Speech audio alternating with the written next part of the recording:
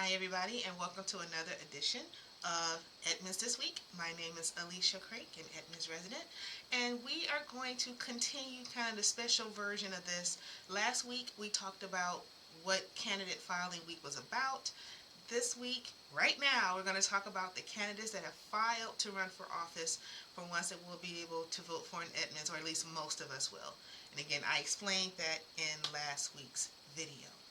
So I really want to get into this because I will say this. I expected to see many more people sign up to become candidates. There's been such a vocalness around how things in the city are being run, a lot of very not nice things said about people who are currently in office and that were up for re-election. So I really anticipated, and maybe I shouldn't have because I've done this on more than one occasion, that those who speak the loudest are not necessarily the ones that step up when they want to see change happen. And I'll just leave it at that. But let's go do a quick overview. So right now, today is Friday, May the 9th, a little bit after 5 p.m., and the filing period ended today at 5 p.m. Now, candidates can withdraw by next week, Monday the 12th, by 5 p.m. as well. Now, sometimes that happens because maybe someone changes their mind, or maybe they just decide that they don't want to do this anymore, or maybe they saw who else may have applied to run for that same spot and have decided they're not going to do it after all. Maybe they'll help that other person, or they just don't want to run against them at all. There's numerous reasons why someone can withdraw. People can also withdraw during filing week, and you will see an example of that as we go through this today. Now, another thing is that there's a primary election and a general election. Not everyone goes through the primary. If there's 3 or more candidates, the primary will be where you will see their names first because it needs to get whittled down to 2 people for the general. So 3 or more candidates, they're going into the primary. This is going to happen in August. If there's 2 people or just 1 person that has applied for that seat, they just go straight to the general election. Okay? Just want to make sure we get that out the way, because that becomes a question a lot for people. They're like, how come I don't see this person's name on my primary ballot? Because there was only 2 people. So that's not where you're going to find them. You won't see them until the general. Now, let's talk about the city council races. So there's 3 spots open. And again, in last week's video, I explained that because even though there's a position number, and in this case it's going to be positions 1, 2, and 3, it's just a seat. Everyone gets to vote on this one that lives in Edmonds that's a registered voter. Now, unlike the port, which we'll get to later, it's districted, and so you have to live in that district to vote for it, let alone file to become a candidate for it. So even though when you get the general election thing in the mail, if you don't live in the port districts, you're not going to see that on your ballot.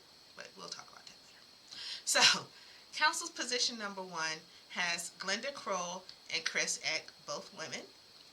Chris is the incumbent. She was appointed into that spot last year, I believe. Time flies. So she has filed to seek election to be there for the full 4-year term. And so has Glenda Kroll. I know both of them by reputation.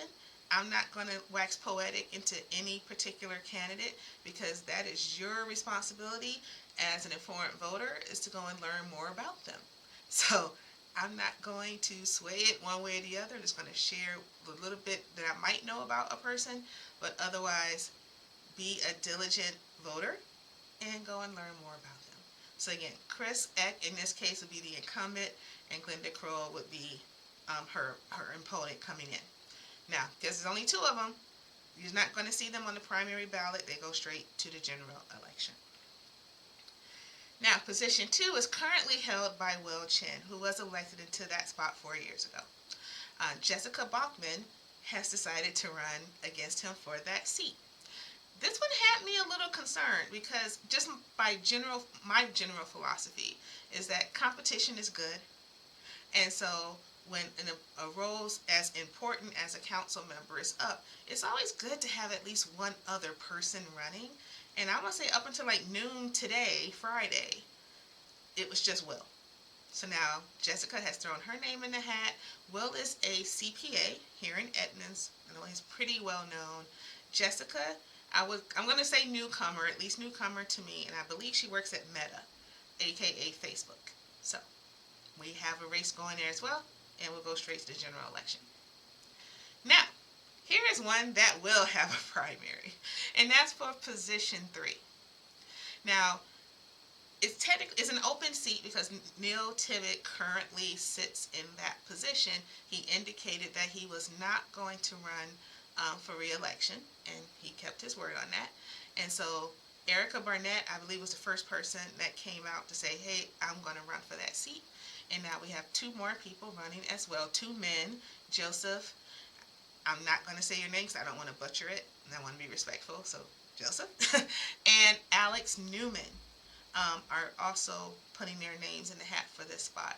So this is a race that you will see on the primary ballot so that it can get narrowed down to 2 people. Who's up next? Let's talk about school district. So I put both of those spots here, but you see there's 3 names. So there's one seat that's not being contested, which is the one where we have Keith Smith. So Keith is District 2 on the school district board, and he's running unopposed. So again, he'll show up at the general election, but there won't be anybody running against him. And then Thomas and Jason are going to be running against each other for the District 4 seat. And Tom was appointed into that seat a few months ago. So again, he filed to be in that spot and to serve for the whole term that it should be for him. So we'll see what happens there. Now, Port. This is what I was talking about, where someone could also withdraw their name even during candidate filing week. So Janelle Cass is currently the incumbent. She's currently in the spot for the Port of Edmonds District 1. And Chelsea Rudd, who some of you might know from recent news, who started up the Edmonds Activated Group and was really one of the people that kind of helped spearhead the whole Hummingbird Park situation that was happening. I don't want to go into that anymore because it took up so much time and energy for people, but it got people activated, so that's really good. So Chelsea decided to throw her name in the ring. Scott also put his name in, but then withdrew. Don't know why, but there we are. So we thought we were going to have that race in the primary, but that's not happening. So it will just be those 2, if no one takes their name out. Another contested race is in the Port, which is the seat that Jay Grant has. Jay has been on the Port for a while. People know him. Maybe that's why no one wanted to necessarily run against him, and he's doing a great job. There's a number of different reasons. But he will not have an opponent as well. Now, for the at-large position, that one's going to be a little interesting. So we know that someone retired from the at-large position 5. Ross was appointed into that spot maybe just a couple of weeks ago. And then, of course, decided that he wanted to file for a full term to be elected on. And then Jamie Gouge, might know that last name because her father-in-law used to also be on the Port at one time, has decided to throw her hat in the ring as well. So she is a first-time candidate. Congrats to everyone again that decided to run for a first time or the only time, depending on how things go. So there's where we have it right there. So getting it in summary, 3 or more candidates, as we've talked about, they will show up on that primary ballot in August. And those ballots should drop right around July 17th. Again, if it's 2 or less, they go straight to the general election ballot, and those ballots are going to drop later in the year around October the 16th. So, short and sweet, but this is your time now to go and learn more about these candidates. Now again, they just filed, so some people already have their campaign websites up. Some will have theirs up in the next few days. So give them some time to make that happen. But I'm sure that news outlets like My Edmonds News and the Edmonds Beacon will be on top of this. There will probably be candidate forums. I do know that Northwest Washington Civic Circle, my nonprofit, is planning on doing some kind of primary election um, moderation of some type. We're still trying to get that figured out, but an informed constituent is a good one. So stay tuned for that. Again, congrats to everyone that decided to throw their hat in the ring. Those of you who will be vetting all of these candidates, please exercise grace. And also, please exercise patience.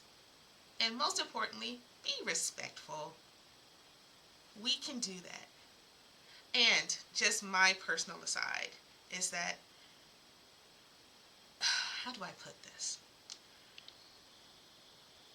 In an effort to support your candidate of choice, you don't have to degrade their opponent.